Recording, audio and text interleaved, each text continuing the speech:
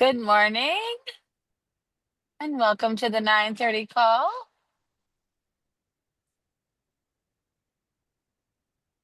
I'm around the corner from the office. My time management wasn't great this morning. We're so happy to have Victoria with us. Bergeron from the Mass Taxpayers Foundation. And we know, Victoria, you already had an appearance this week at another event with the Taxpayers Foundation. And we are also going to have an event with Neighborhood Villages where we're going to break down the budget. So we're glad that people are here today to hear the update from Victoria. And then we'll have time to go deeper and kind of talk about the implications of that. So Victoria, I'll turn things right over to you. Great. Thank you, Amy. Thank you, everybody, for having me again.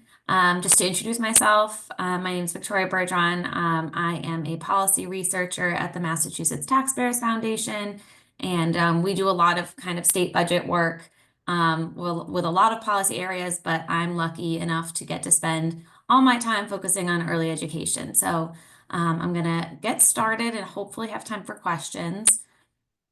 But I'm going to share my screen and we're going to be talking today about the House Ways and Means budget and early education policies.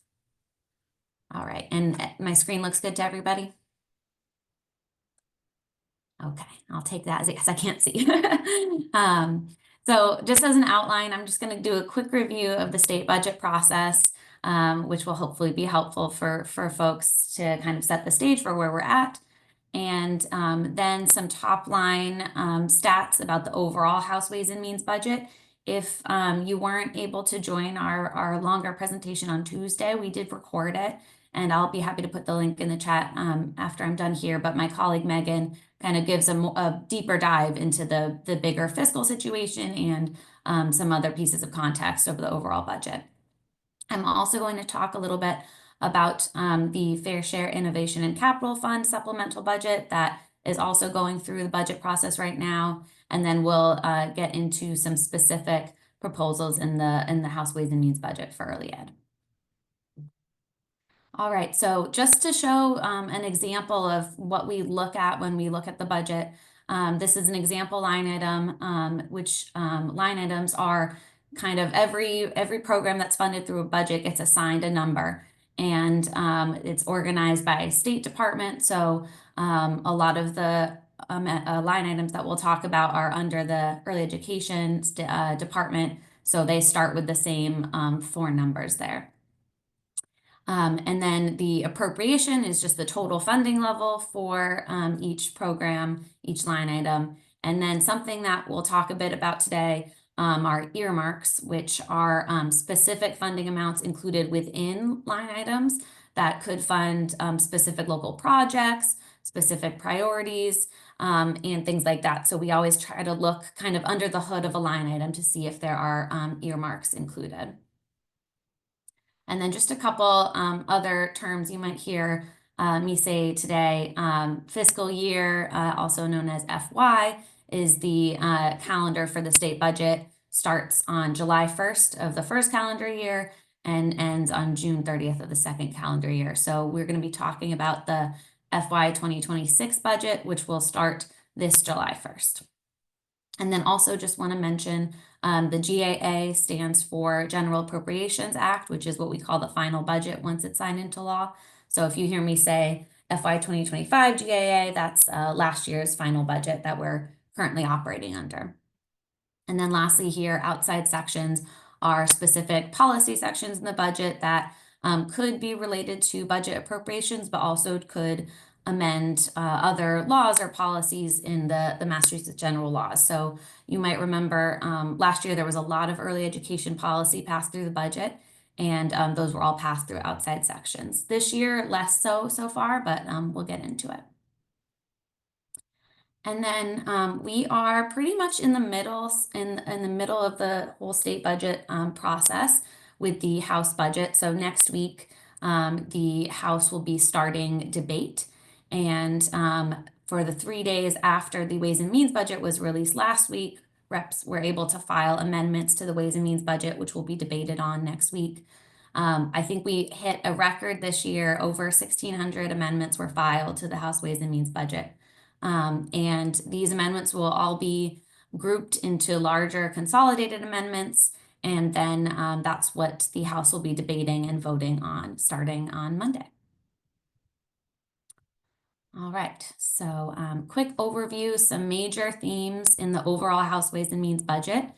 The House Ways and Means budget spent almost $600 million less than the governor's budget did for her FY26 proposal. It still grows spending compared to last year's budget by over 6%. The House chose not to do any adjustments to the revenue benchmark, which is just the revenue figure that is agreed upon between the governor, the House, and the Senate before they start their budget process. They agreed that they would have about $41 billion in tax revenue to build their budget off of. And so far we've seen no adjustments to that. The House bill also didn't include any kind of new proposals for new tax revenue, though the governor's did. And then when we think about the fair share income surtax between the Ways and Means budget and then the Innovation and Capital Fund supplemental budget that I'll talk about in a few slides, the House divided surtax resources evenly between education and transportation, which is very similar to how the governor did as well. And then lastly, like I mentioned, the Ways and Means budget, House Ways and Means budget this year was much lighter on new policy proposals than in last year and compared to the governor's budget. All right. Then a couple other things just to highlight on big picture context on the Ways and Means budget. The House Ways and Means budget relied on $1.3 billion in one-time revenues to support spending. A lot of this is from one-time trust fund accounts that they're using to support some programs this year. It's pretty normal to have one-time revenue be used in the budget. However, we are flagging that compared to the one-time revenue used in the FY 2025 budget, the one-time revenues proposed by the House grow by 33%. So something to think about as we think about the long-term structural stability of the state budget. And then wrapping up on this kind of overview, we also wanted to highlight that of the growth in spending in the House Ways and Means budget, a majority of that has to do with increased spending for non-discretionary programs, which are essentially what we categorize as programs that the state has committed to funding or has kind of a more mandate in state law. So including mass health, including Chapter 70 state aid to keep up with the Student Opportunity Act, and DCF, CCFA would also fall under this non-discretionary bucket since those are entitlement programs. So this slide just shows that of the total spending growth, non-discretionary programs grew by 7.6% in the House Ways and Means budget, while discretionary programs grew by only 4.4%. So definitely a lot of the spending growth is being driven by these non-discretionary programs, while other programs that don't have that same mandate saw fewer increases or some cuts as well. This just kind of gives you a highlight of the top 20 programs that have increased by the largest amount over the FY 2025 GAA. The ones in yellow are what we categorize as non-discretionary, and you'll see DCF and DTA childcare right there. And you also see that income eligible CCFA has also been increased, but it's a discretionary program. So all these 20 programs account for 60% of all spending in the House Ways and Means budget.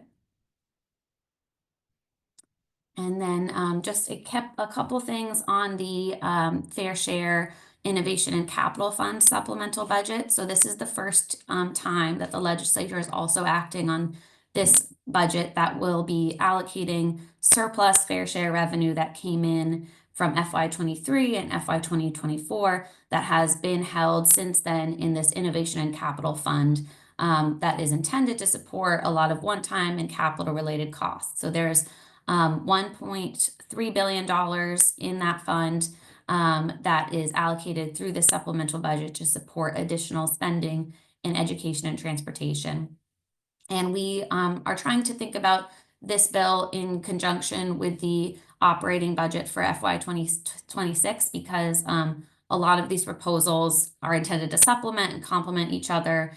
And we've seen in both the governor and the House versions of the supplemental budget, a lot of the proposals are to support ongoing operating costs of programs as well. I'll skip over this, but this chart just shows that again between both the Ways and Means budget and the supplemental budget, the fair share funds are split 50-50 between education and transportation. And this slide gives you a highlight of how early education is being supported through the supplemental budget. So the governor and the House took slightly different approaches to this, but the governor allocated $50 million to expand CPPI in her supplemental budget and also included a very broad line item funded at $100 million for general workforce affordability and quality improvement efforts by the department. The House did not include expansion funding for CPPI in their supplemental budget, and they did reduce the funding for that workforce affordability and quality improvement item to $55.5 million. But we also wanted to note that they also included some specific earmarks within that line item. So they included $20 million to support a reimbursement rate increase in FY 2026. They included a $7.5 million earmark to support the continuation of early educator loan forgiveness. And they included $8 million to support early educator personal child care so that educators can receive funding to get CCFA for their own children. So these will come up again in the next slides, but that just gives you an idea of the supplemental budget. All right. So getting into the House Ways and Means early education investments, total EEC spending in the Ways and Means budget equaled $1.67 billion, which is about 8% higher than last year's budget, but it is slightly lower than what the governor proposed. C3 is level funded at $475 million. CCFA receives a $192 million increase over the FY 2025 GAA when we look at the main line items for those programs. The House also included $53 million to support current CCFA capacity levels, but that is below the governor's proposal for total CCFA support in her budget. And I'll kind of break that down further in a couple slides. CPPI is funded at $10 million, notably lower than the FY 2025 GAA and the governor's budget. And then, like I just went through between the operating budget and the supplemental budget, there are some additional workforce support funding items that were not included by the governor. I'll skip over this slide pretty quickly, but if I'll be able to share these slides after, and this is a good kind of overview of the spending proposed in the House Ways and Means budget, but I'll dig into each of these programs in a little bit. And then also wanted to highlight that, especially for early education, we see multiple revenue sources being used to support programs. Notably, the income surtax, the House Ways and Means budget includes $428 million in their operating budget to support early ed. And most of that is to support C3, but also CCFA. The House Ways and Means budget also allocated the remainder of funds in the High Quality and Affordability Early Education Trust Fund, $17 million to support the Children's Trust At-Risk Newborns program. And then the House Ways and Means budget, as well as the governor's budget, allocated $115 million from the Operational Grant Trust Fund to support C3 as well. So when we think about one-time resources, we are also thinking about those two trust funds as well. And now we'll get into some specific programs. I see some chat popping up, but I don't know if we will maybe wait till the end to get to questions. Yeah, I can add some to you. Okay, perfect. Thanks, Amy. All right, so C3 is again level funded in the Ways and Means budget at $475 million. And House Ways and Means uses $360 million from the surtax, and that should be actually $115 million in the Operational Grant Trust Fund to get there. Um, there is also an outside section included in the Ways and Means budget, which would increase the allowable grant funding that goes to providers who operate more than 10 centers in the state to 1.25% of all C3 grant funding. The policy that was included in last year's budget limited the funding that could go to those large for-profit centers to 1%. So that's a slight change there. And then again, just highlighting the real importance that the surtax has had on continuation of C3. You can see in that middle blue bar, the share of C3 that hasn't been supported by the surtax has been growing with each proposal in the past couple years. And Victoria, there was a quick Mhm. question about how much is in the early childhood in the trust fund? That's a great question. So let me pop back. So in the High Quality and Affordability Education Trust Fund, which has been used to support C3 in the past and was originally supported with surplus tax revenue, I think during FY 2023, um, Yep, that $17 million, that's the remaining amount in that fund. great, Um, thank you. yeah, and currently there's not an ongoing source to refill it. So that's kind of that one-time money there. The Operational Grant Trust Fund, it has enough to sustain C3 for FY 2025 and FY 2026. And one piece there is that in last year's budget, policy dedicated new online lottery revenues to be able to go fill that fund for ongoing support of C3. But we haven't seen online lottery revenues come in yet. That's still being Right. implemented. And we maybe won't see those come in until mid FY 2026 is what we've heard. So that's something that we'll be kind of thinking about as we think about long-term sustainability for C3. And that's why it's so important to know where the funds are coming from and whether Mhm. they're one time or they're continuing. So thank you for that. Yes, absolutely. So, the Operational Grant Trust Fund is a little bit tricky right now. The funds in there are, more one time. Right. But hopefully, as online lottery is implemented, that will be a more continual source of funding. Okay, so CCFA gets a little bit complicated. And I know that a lot of people have been kind of talking about this and trying to break it down. So I have it in a few different ways here.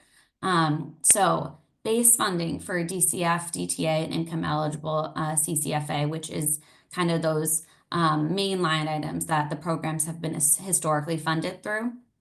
The governor and the House Ways and Means budget both fund those line items at the same amount, $965.8 million in total. And then in the governor's budget, we saw her propose an additional $98 million to support ongoing maintenance funding through fair share funds. And that was kind of highlighted to make sure that current caseloads and current rate increases are able to be supported and annualized through FY 26. So the governor included $98 million for that. But when House Ways and Means budget came out, we saw that they only included $53 million for that kind of ongoing maintenance piece. And so that's where on the chart on the side here, we show there's a $45 million gap between the funding included just to support current capacity and current rates.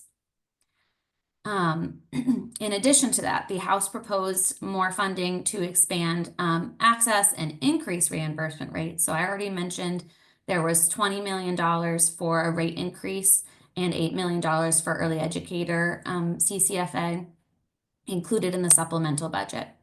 They also included $15 million in the operating budget to reduce the income eligible wait list. And this is where it gets confusing because a lot of what we're hearing from EC and the administration is that the funding proposed by the governor was sufficient to cover current capacity. And while the House is proposing funding to expand capacity and increase rates, it's not clear if there's sufficient funding even just to cover current caseload. So that's something that I know we'll be watching as the process moves to the Senate. This budget gets very complicated, like Amy said, with the multiple funding sources and the two budgets that are happening at the same time. But that's definitely something that we're flagging, and we'll look to how, if anything changes during House debate, or if how Senate Ways and Means how their budget funds CCFA. Right. It's not you, it's the budget process. Another piece we wanted to flag, which if you looked at that kind of summary table of early ed spending, is not really clear. But when you look under the hood at, again, some of these line items and earmarks, we've noticed, and I think the commissioner was on last week and called out this gap in funding for the department's administration.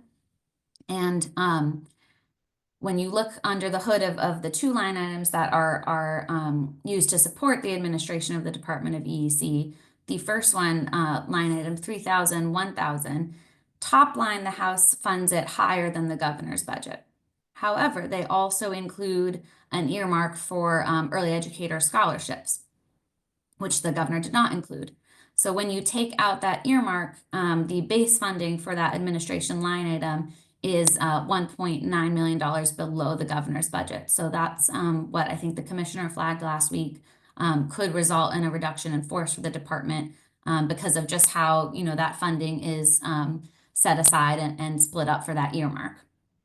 And I know there's an amendment about that too, which I'll highlight in a minute. A couple last slides. So CPPI, the House Ways and Means budget funds the program at $10 million. Notable decrease compared to the FY 2025 GAA, which has funded the program at $17.5 million. And the governor, in addition to the funding included to expand CPPI in the supplemental budget, had funded CPPI at $17.7 million in the operating budget. Head Start, the House Ways and Means budget allocates $18.5 million for state supplemental grants for Head Start, which is level with the governor's proposal and level with current funding levels for these supplemental grants the state provides. I always like to emphasize, while the state does provide these grants, Head Start is largely funded by the federal government, and there's been a lot of concern and about the continuation of the federal funding. So just want to encourage folks, if you're a Head Start provider, we're tracking this, but definitely encourage you to be in contact with the Massachusetts Head Start Association for the most up-to-date information from Washington. And then just wanted to highlight, again, I think I touched on most of these, but on workforce supports, the House Ways and Means budget also funds career pathways at $5 million. And I'm almost done here. So on amendments to track next week, there is one which would increase the Head Start line item to $20 million. There is an amendment to add an earmark to support Jumpstart programming in the EC admin line item. There is an amendment to restore CPPI funding to what the governor proposed in her operating budget. And then Leader Peisch also included an amendment to address that gap in the department admin line item as well.